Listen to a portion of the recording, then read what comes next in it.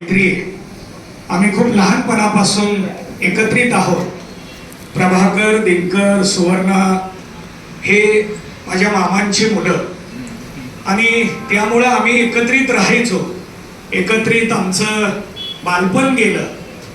मी उन्हाळा सुट्टीमध्ये विविध अर्पणला शेताकडं मामांच्या गावी जसं जातात त्या पद्धतीनं मीही जायचो आणि मी विविध अर्पणला अनेक वर्ष सुट्टीच्या निमित्तानं या परिवारामध्ये राहिलोय, वावरलेलो आहे.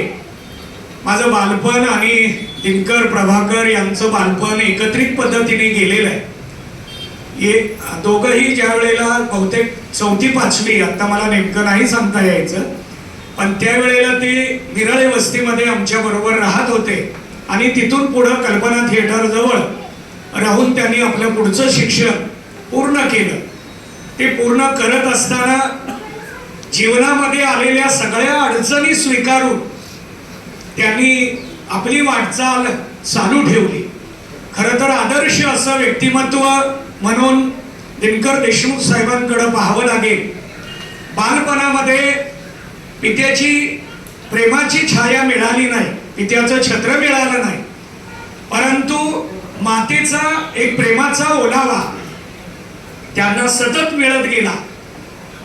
आईने दोन्हीही भूमिका त्यांच्या पार पाडल्या. म्हणजे माझ्या मामीने वडिलांचीही माया आणि मातेचीही माया, दोन्ही माया त्यांना त्यावेळेला दिल्या आणि लहानाचं मोठं करत असताना अतिशय चांगले संस्कार या दोघांवर केले आणि त्यामुळं यांची पुढची वाटचाल एवढी चांगली आणि यशस्वी झाली की वारकरी संप्रदायामध्ये माझ्या बरोबर अनेक ठिकाणी कीर्तन असेल, सप्ताह असेल, या कार्यक्रमांना हजेरी लावणं, त्या ठिकाणी येणं, तीर्थक्षेत्राला जाणं.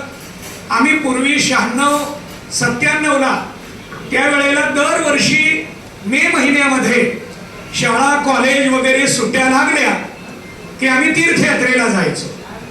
तीर्थयात्रेला जाताना एक 8 ते 9 आमचे मित्र जमा करायचे, एक वाहन करायचं. एकदा दक्षिण टूर असेल, एकदा उत्तर असेल, दर उन्हाळ्यामध्ये आम्ही जातच असायचो. 12 दिवस, 15 दिवस, 12 दिवस आमचं एकही तीर्थक्षेत्र राहिलेलं नाही. 12 ज्योतिर्लिंग, सप्तपुर्या, 4 धाम हे सगळे तीर्थक्षेत्र पूर्ण करत असताना आळंदी, देहू, पंढरपूर, अक्कलकोट, गाणगापूर किती वेळा झालं हे कधी मोजमापामध्ये नाही. ज्या वेळेला मनाला वाटेल त्या वेळेला निघायचं, दर्शनाला निघायचं. बरीच मंडळी पर्यटनाला जातात, पर्यटनाचा आनंद घेतात, परंतु दिनकर देशमुख साहेबांकडे पर्यटनापेक्षा धार्मिक तीर्थक्षेत्राला भेट देणं, दर्शनाला जाणं हा विचार त्यांच्या मनामध्ये मातापित्यांच्या संस्कारातून रुजला गेला. आणि म्हणूनच त्यांनी ज्या वेळेला आपले बँकिंग क्षेत्रामध्ये प्रगती करत असताना पतसंस्था काढायचं नियोजन केलं आणि त्या पतसंस्थेला सुद्धा नाव दिलं समर्थ महिला पतसंस्था. समर्थ नावाने ती पतसंस्था त्यांनी उघडली आणि त्या माध्यमातून आर्थिक व्यवहाराचं सुद्धा नियोजन समाजामध्ये सुरू केलं. त्यांची ही प्रगती मी डोळ्यानं पाहिली. दिनकर देशमुख साहेबांच्या कुठल्याही सुखात असेल, दुःखात असेल, इतर कुठल्याही अडचणीमध्ये मी त्यांच्या बरोबर आहे. आता या 2 वर्षामध्ये थोडा आमचा वेळेमुळे अंतर पडले, दुसरं कुठलाही विषय नाही.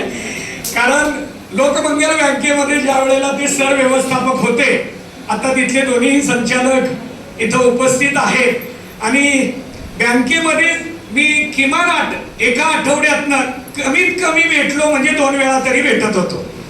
आता जास्तीत जास्त किती वेळा भेटत होतो हा आकडा पुढे, आमची भेट कायम व्हायची. पण आता त्यांची बँक बदलली, बाळेवेसला गेल्यामुळं माझं जाणं येणं कमी झालं आणि त्यामुळे या 2 वर्षात मात्र आमचा थोडा गॅप झाला आणि म्हणून आमच्या विचाराची देवाणघेवाण आता थोडी मागे पडली. नाहीतर कुठलाही महत्वाचा निर्णय असला, दिनकर साहेबाचा अचानक अवेळी जर फोन आला तर मी ओळखून घ्यायचं की आम्हाला चर्चेला बसायचंय. वेळेमध्ये फोन आला तर काहीतरी काम आहे म्हणून हा फोन आला असेल, पण मला नक्की लक्षात यायचं रात्री 9:30 10च्या पुढं फोन आला, सकाळी लवकर 8च्या आत फोन आला की समजायचं काहीतरी महत्वाचा विषय आहे आणि आम्हाला बसायचं आहे. आम्ही कुठेही बसायचो. आता सर व्यवस्थापक पदावर असलेली व्यक्ती, एवढी सर्वसामान्यपणे वागणारी मी एकमेव व्यक्ती पाहिली आहे. नाहीतर बँकेमध्ये केवळ हेड क्लार्क जरी असले तरी ते ग्राउंड लेवलला काम करताना दिसत नाही.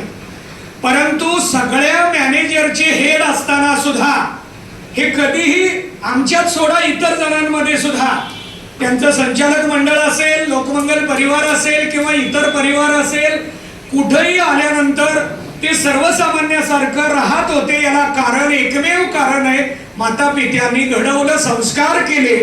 मी त्याच सगळ्या संस्काराला इथं आता सगळ्याचे सगळं श्रेय मी माता पित्यांच्या संस्काराला देईल. कारण आदरणीय मामांचा शेवटचा काळ हा पंढरपुरामध्ये होता. यांनी सुद्धा पंढरपुरामध्ये आपलं बालपण घालवलंय आणि त्यात पुन्हा हा काळ घालवत असताना माता पित्यांच्या संस्कारामुळे यांच्या बाबतीतलं एक वेगळेपण सांगतो. बँकिंग क्षेत्रामध्ये असताना, कर्ज विभाग सांभाळत असताना अनेकांच्या बरोबर जरी बाहेर कुठेही जेवायला गेले तरी कुठलंही व्यसन लागलं नाही. हा यांच्या जीवनातला अतिमहत्वाचा भाग आहे. नाहीतर पैशाचा जिथं विषय येतो तिथं ते पद, ती सत्ता, तो पैसा पचवणं खूप जड असतं. कुठलीही गोष्ट जास्त झाली की ती पचवता यावी लागते. मग ज्ञानापासून सगळंच आहे. ज्ञान पचवावं लागतं, सत्ता पचवावी लागते,